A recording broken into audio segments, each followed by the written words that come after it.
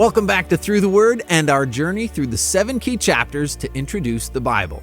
Our last key was Jesus Christ, and today we ask the question, what does it mean to be a Christian? We find the answer in Luke chapter 9, and the answer is key number 6, follow. When Jesus called his disciples, the invitation was simple, follow me. 2 little words. The very core of Christian life comes down to this, follow Jesus.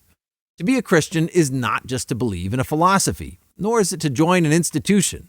It is a walk. It is a life lived in his footsteps. It is to follow.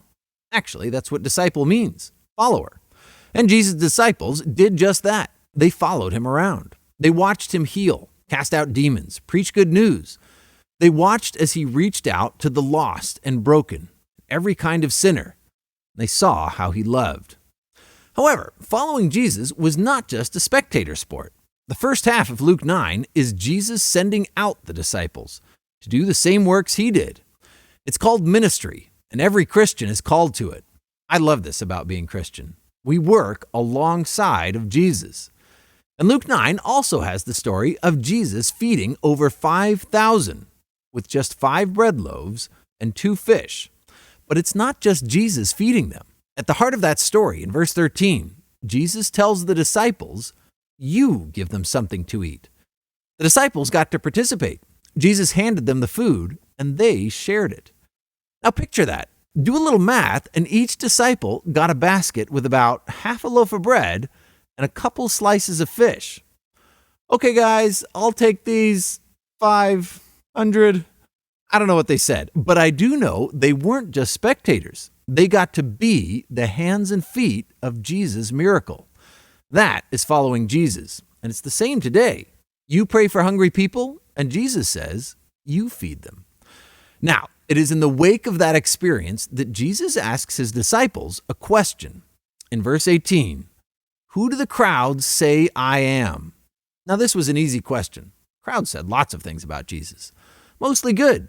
Same is true today. Check the religions of the world. Muslims respect Jesus as a prophet, and a sinless one at that. Buddhists respect Jesus as an enlightened one. Others say great teacher, even a miracle worker. It's easy to talk about what others say about Jesus. But then in verse 20, but what about you, he asked. Who do you say I am? Peter answered, God's Messiah. This is the real question. You can talk all day about who others say Jesus is. The question is, who do you say he is? Peter got it right. Jesus is the Messiah, the Holy One. On this rock, Jesus said, I will build my church. In other words, the foundation stone of all Christianity is who Jesus is. Well, Jesus goes on to explain to the disciples that he must suffer many things, that he will be killed, and on the 3rd day be raised to life. Who he is determines what he must do.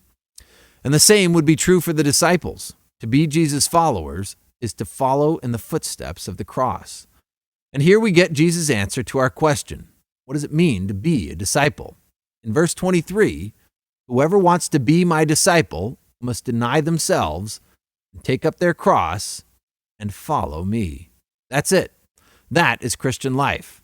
Follow Jesus. Following Jesus means taking up your cross daily. Following Jesus means denying yourself. Now, I don't think that means you deny yourself everything fun or good. It just means you say no to your selfish desires when they try to lead you in the other direction. You can't follow 2 people in 2 different directions. Follow Jesus, not money. Follow Jesus, not pleasure. Follow Jesus, not yourself. Just follow Jesus. Now, I'm sure that Jesus recognized that what he's asking for is huge. So to help his disciples better weigh out their options, he lays a little reality on the scales. In verse 24, for whoever wants to save their life will lose it, but whoever loses their life for me will find it.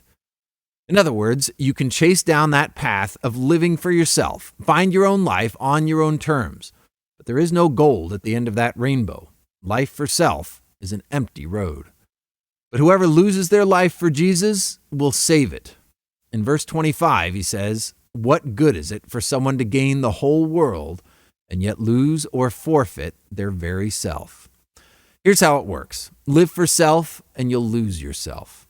Live for Jesus, and you'll find who you are in Him. So what did the disciples do? 2 words. They followed Jesus. And that is Bible key number 6. If you want to dig in further to Luke's book, we have concise audio guides to every chapter, free on Through the Word. If you want to dig into ministry, check out our 2 Corinthians study. Well, one more key to go, and key number 7 will raise the dead.